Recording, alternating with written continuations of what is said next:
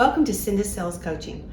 I am your host, Cinda Rader, and I'm the broker owner of the Cinda Sales Real Estate Company located here in beautiful Leeson, Missouri. Today we are going to go back to basics with info for those of you who may be new to the business, and we're going to talk about how to show a home. There is a proper way to show a home in case you didn't know it. So did you know there is a showing etiquette that realtors should know, but some of them probably don't know because they never really learned how to do it? Well, if you don't, I'm going to teach you today in this video using 7 easy steps. So you're going to be in the know when we're done today.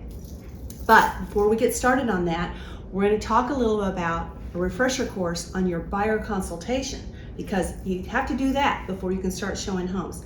Now, your buyer consultation is just a precursor to getting the buyer ready to show them, and I want to make sure that you've done your homework with that. So we're going to talk about the buyer consultation just a bit.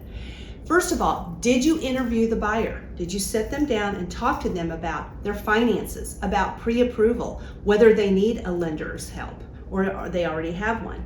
How about their down payment? Do they need assistance? Do they have the money? And do they need closing costs? And what is that amount? What kind of a time frame are they looking to purchase in? That's important. Are they in a lease? Did they just sell their house? And what exactly are they looking for as far as like bedrooms, bathrooms, the size of the house, the location of the house, and the style? 2-story, story and a half? Those are all very important little details that you need to know.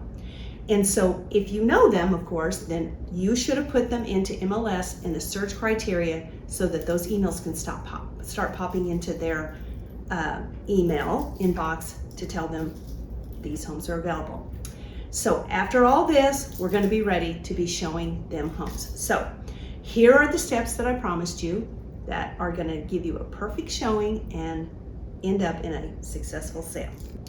Number 1, prepare a buyer information packet. Now this is just going to be a packet that includes all the homes you're going to view that day. And then you're going to include seller statement of condition. So disclosures, anything that would be pertinent to that house, plat maps, anything like that.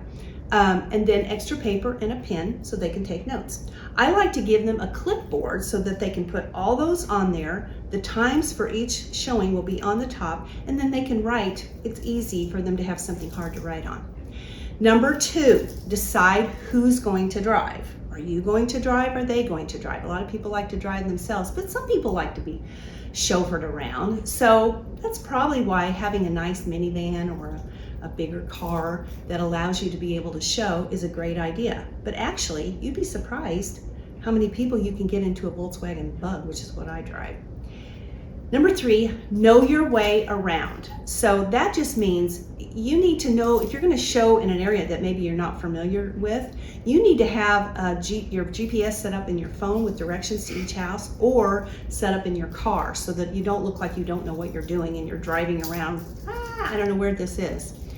It's a good idea, if you can, to take your client as you're showing through the scenic route if there is one. So if there's golf courses or walking trails or a neighborhood pool that's up front, that's a great time for you to make your tour take those areas in so that they can get connected with the community.